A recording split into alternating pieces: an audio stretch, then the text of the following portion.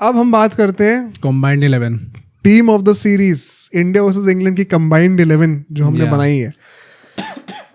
Thoughts on Stuart broad जो उन्होंने बनाई है लाइनअप। उसके बाद वो पता है ट्विटर पे अलग अलग अकाउंट पे कमेंट भी कर रहे हैं, अगर जस्टिफाई कर रहे हैं अपने एंगेजमेंट कि यार पर नहीं मुझे लगता है थोड़ा जस्टिफिकेशन मूड में थे कि गाली पड़ने वाली है बहुत ज्यादा कि यार Root is better than Gill and ये बोला उन्होंने उसमें। हाँ उसने एक ट्वीट में बोल रखा है ये। अच्छा वो भाई कि Root is better than Gill और Stokes is better than Jadeja. वो भाई साहब तो वो तो रखना ही था। हाँ और बाकी गिल जो है नंबर 4 के बैटर है, तो वहां पे तुम्हें अगर रूट को रखना तो और तो कोई बैटिंग कर नहीं सकते गिल, वो तो पाप हो जाएगा। पर लेकिन उन्होंने पंत को नंबर 7 पे रखा हुआ है जो कि नंबर 5 के बैटर है, तब तो अलाउड है। जिनको नहीं पता मैं बता देता हूँ उनकी 11 भी। Yashasvi Jaiswal, KL Rahul, Ollie Pope at number 3, then Joe Root, Ollie Pope, उसके बाद Harry Brook, then Ben Stokes, Rishabh Pant, Washington Sundar, Jofra Archer, Jasprit Bumrah, Mohammad Siraj. Jofra Archer, Jadeja और शुभमन गिल टीम के अंदर ही नहीं है भाई। नहीं और कौन? जोफ्रा आर्चर और जसप्रीत एंड मोहम्मद सिराज। आर्चर को उसने जॉश टंग के ऊपर रखा हुआ है। पता नहीं क्या रीजन है भाई, खेला तो 2 ही मैचेस है वैसे भी जोफ्रा आर्चर। इतनी जो बंदा आधे से कम मैचेस खेला पूरी सीरीज में, उसको हाँ रख भी दिया। ऐसा भी नहीं उन्होंने विकेट बहुत ज्यादा ले लिया। जॉश टंग ने 3 मैच में 19 विकेट लिए। क्रेजी है वो। जोफ्रा आर्चर ने 2 मैचेस में 9 लिए, तो मतलब अगर वो 3 भी खिला देते तो उन्हें 10 विकेट लेने पड़ते इक्वल करने के लिए। ये बहुत ही लेम एक्सक्यूज दिया लेकिन उसने कि रूट और गिल में से कोई एक ही हो सकता है नंबर 4 पे, लेकिन at the same point of time मैं पंत को नीचे खिला लूंगा क्योंकि उसका कंपैरिजन जेमी स्मिथ से होगा, तब नंबर पॉइंट नहीं करता। बहुत ही ज्यादा कन्वीनियंट लूप होल नहीं मिली आपको ये। I think it is a bad playing 11 to be honest. हाँ जबरदस्ती का आई थिंक इंक्लूड करने के लिए सबको। आकाश चोपड़ा की मैं वीडियो देख रहा था, अभी उन्होंने तो थोड़ा सा इंडायरेक्ट टॉन्ट भी लिया है क्या कि गिल को भी नहीं लिया है भाई, और जडेजा अच्छा स्टोक्स जडेजा से बेटर है ऐसे करके। ये है भाई, मतलब पता नहीं क्या लॉजिक लगाते हैं लोग, आई डोंट गेट इट। मैं अपना ऑनेस्टली बताता हूँ, तुम भी चलो तो तुम बता दो। मेरा ओपनर जो है KL Rahul and Ben Duckett कर रहे हैं। सेम, मैंने एक्चुअली में जायसवाल को नहीं रखा है। नहीं तो अगर मैं वैसे आकाश चोपड़ा ने जायसवाल को रखा हुआ है। डकेट ने 462 रन मारे, एवरेजिंग 51। भाई बहुत अच्छी सीरीज गई है उनकी बेन डकेट की। स्ट्राइक रेट भी उनकी 82 की है, मतलब अच्छी खासी स्ट्राइक रेट 100 रन मारे हैं। जायसवाल से आप कंपेयर करोगे तो जायसवाल ने 411 रन मारे 41 के एवरेज से, उनकी 51 की, इनकी 41 की है।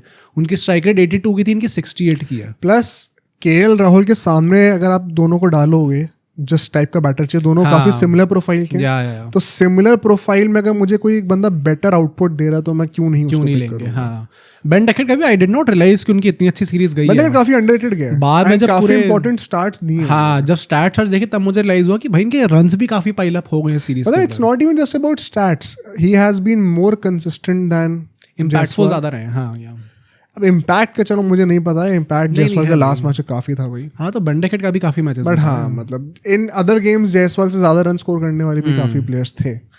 हाँ but Ben Duckett I think वही एक नई डायमेंशन भी लेके आते हैं थोड़ी सी बेसबॉल की। तो स्क्वायर द विकेट काफी अच्छे हैं वो। KL Rahul down the ground काफी फ्रंट फुट पे अच्छा खेलते हैं, तो एक अलग डायमेंशन वहाँ पे ऐड होगी। मुझे लगता है कहीं ना कहीं बेन डकेट और KL Rahul is a great player. Then मैंने नंबर 3 पे शुभमन गिल को रखा है। Same and 754 runs, obviously I don't think I have to mention even. नहीं, Root is better than Gill in principle of course, but हम इस सीरीज की बात कर रहे हैं एंड उसमें Root has not been better than Gill. I think point वही है, काफी लोग जब इन दोनों प्लेयर्स का कंपैरिजन करेंगे तो लोग सोचेंगे नहीं रूट तो ऑब्वियसली बेटर है, आप लेजेंड को कैसे कंपेयर कर। अरे तो लेजेंड तो वो अपने करियर में रहा है ना, इस सीरीज के अंदर ही थोड़ी लेजेंड बन गया उनको। तो मैं ये बोलूंगा कि सीरीज के अंदर Shubman Gill has been much better than Joe Root. Much better तो मुझे पता नहीं, बट भाई 4 century, historic series, 750 plus runs भाई, बीइंग द कैप्टन आल्सो। तो आई थिंक जितना भार था घर पे खेल रहे हैं, जितना भार था, जितना प्रेशर था शुभमन गिल पर, उतना जो रूट के ऊपर नहीं था। लोग कहेंगे जो रूट ने लेकिन टफ कंडीशन में 100 मार दी, लेकिन ये सब फैक्टर जो इंटेंजिबल फैक्टर्स है वो रूट का प्रेशर नहीं था। राइट। तभी मैंने, और अभी नंबर 3 पे पूरी सीरीज से पहले शुभमन गिल वैसे भी खेल रहे थे, तो नंबर 3 पे शुभमन गिल को रखा है। नंबर 4 पे मैंने जो रूट को रखा है, second best score of the series with 537 run, 3 centuries मारी हैं। आई थिंक कोई सवाल नहीं है उनके ऊपर। देन नंबर 5 में मैंने पंत को रखा है, obviously Rishabh Pant the wicket keeper. वो 6 टॉप स्कोरर थे इस पूरी सीरीज के, 2 सेंचुरीज भी उन्होंने मारी है, जो जिगरा दिखाया बैटिंग करते हुए nobody can question him. Number 6 पे मैंने स्टोक्स को रखा है. अरे भाई सेम ही बननी है पिंगले में. तो he is the third most wickets उनकी पूरी सीरीज में. 17 विकेट उन्होंने लिए हैं. मतलब स्टोक्स को तो मैं जस्ट फॉर हिज बॉलिंग ले लूं भाई. हाँ, बेस्ट बॉलिंग एवरेज रही है उनकी 25 की. रन्स भी even if you look at it ना, तो उन्होंने 304 रन बनाए विद 43 की एवरेज. 43 की एवरेज इज नॉट बैड, क्योंकि एंड में उन्होंने 100 मार दी थी. नहीं, पर ये 50 थी. बट हाँ, मतलब अगर आप नंबर 6 पे खेल रहे हो तो इट्स डिसेंट, ठीक रही है उनका. जडेजा से बेहतर तो हाँ, ऑलमोस्ट दुगने रन मार दिए. वो तो चांस ही नहीं है. पर मतलब 7 पे जडेजा ही है मेरे ख्याल से. हमारे नंबर 7 पे जडेजा है. 4th highest scorer, 516 run, 7 wicket भी उन्होंने लेके दिखाया. नंबर 8 पे मैंने वॉशिंगटन रखे हैं. सेम, क्योंकि अब इसके बाद 3 पेसर होंगे तो चौथे पेसर स्टोक्स ऑलरेडी है. तो हम लोग 2 स्पिनर्स रखना अफोर्ड कर सकते हैं. हमें नंबर 8 पे एक प्रॉपर पेसर की जरूरत है, बिकॉज स्टोक्स खुद भी एक प्रॉपर पेसर ही है. नंबर 9 पे मैंने जॉश टंग रखे हैं. हाँ, उनने 19 wicket as we mention 3 game के अंदर लिए हैं. 4 भी लिया, 5 भी लिया. बाय द वे मैं आर्चर का ही देख रहा था जब उनका मैंने प्लेइंग इलेवन उनकी देखी स्टूअर्ट ब्रॉड की. आर्चर ने ना 4 लिया है ना 5 लिया है. उसके बाद भी आपने जॉश टंग के ऊपर उनको रखा है. एक भी मैच में उनका बैट बैटर नहीं रहा. मतलब आई डिड नॉट गेट कि क्या रीजन हो सकता है भाई उनका रखने का. 9 पे मैंने टंग को रखा है. 10 मैंने बुमराह को रखा है. एंड 11 मैंने सिराज को रखा है. एग्जैक्ट सेम है हम लोग की. पर वो है भाई, लॉजिक भी डिस्कस कर लेते हैं एक बार. पहली बात तो वन सिंह इसमें 3 प्लेयर्स ऑलराउंडर्स हैं ऑन पेपर, बट उसमें से Stokes out and out bowler की तरह खेल सकते हैं, Jadeja out and out batter की तरह भी खेल सकते हैं. तो काइंड ऑफ एक बिट्स एंड पीसेस वाले प्लेयर, अगर आप if at all you want to say that term for him, तो वॉशिंगटन सुंदर ही है जो कि थोड़ा इधर उधर का कॉम्पनसेट कर रहे हैं. एंड इस टीम में हम लोग टेस्ट के टेम्पलेट लेते हुए भी नंबर 8 तक बैटिंग भी रख पा रहे हैं. 6 बॉलिंग ऑप्शंस भी हैं with 2 spinners and 4 proper pacers, which I think 3 pacer और 2 स्पिनर रखना was not correct for this series. 4 pacer आपको चाहिए ही चाहिए थे. तो ये टीम ना एजबैस्टन में खिला दो या ओवल में खिला दो, कहीं भी खिला दो, ये हर टीम हर ग्राउंड के लिए रिसोर्सेज इसके पास पूरे हैं. कम से कम 8 बैटिंग ऑप्शंस भी हैं, और जहाँ पे ज़्यादा घास वहाँ पे 4 पेसर्स भी अवेलेबल है, और जहाँ पे बॉल ड्राइव कर रहे हैं वहाँ के लिए 2 स्पिनर्स भी अवेलेबल हैं. तो मुझे लगता है कि काफ़ी अच्छा बैलेंस बन के आया है टीम में. डकेट ओवर जैसा हमने डिस्कस कर लिया था. कृष्णा के लिए क्या क्लोज शाउट थी एक ओवर बुमराह? नहीं यार, आई थिंक मैं वही बोलूँगा कि at the end of the day quality जो है वो बुमराह की बेटर रही है.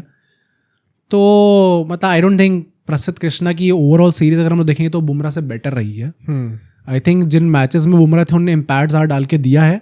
यस, वो लास्ट वाला मैच विनिंग कॉज में प्रसिद्ध कृष्णा का वो विकेट्स आना बहुत इंपॉर्टेंट थे, but overall series I still think Bumrah की बेटर को क्यों नहीं रखोगे टीम में भाई? आई थिंक काफी अच्छी लाइन. प्रॉब्लम सिर्फ एक है, कप्तान कौन है?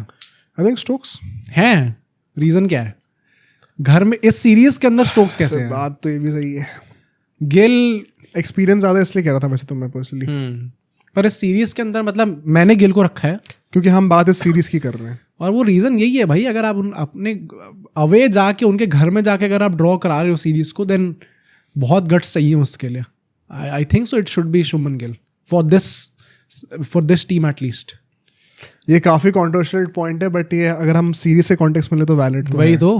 मतलब सबने स्टोक्स रखा हुआ है. आई गेट कि क्यों रखा हुआ उन लोगों ने, बट क्योंकि स्टोक्स भी आप देखोगे तो वो 2-1 के एंड में गए थे सीरीज के. उसके लास्ट मैच उनको खेलने का मौका नहीं मिला. पर मुझे I would take Shubman Gill भाई. दोनों ultimately as captain same number of matches जीते हैं. स्टोक्स भी 2 ही जीते हैं और शुभमन गिल भी 2 ही जीते हैं. तो I don't see a reason why Shubman Gill should not be the captain of this team. ये इस पे कमेंट जरूर करना. ये इस पे लोग पक्का डिसएग्री करेंगे मुझसे. बट ठीक है, ये तो हमने बना दिया. आप अपनी प्लेइंग इलेवन भी बता. इसमें बहुत सारी चीज़ें कमेंट करने के लिए इस पॉडकास्ट में, तो मैं चाहता हूँ कमेंट्स भर जाए बिल्कुल. अब सोचो अगर एक क्लिप इतनी बढ़िया थी तो पूरा का पूरा पॉडकास्ट कितना बढ़िया होगा. तो अगर आपको इसी क्लिप का पूरा पॉडकास्ट देखना है तो यहाँ पे क्लिक करिए, और अगर आपको ऐसे ही और क्लिप्स बिंज वॉच करनी है तो यहाँ पे क्लिक करिए.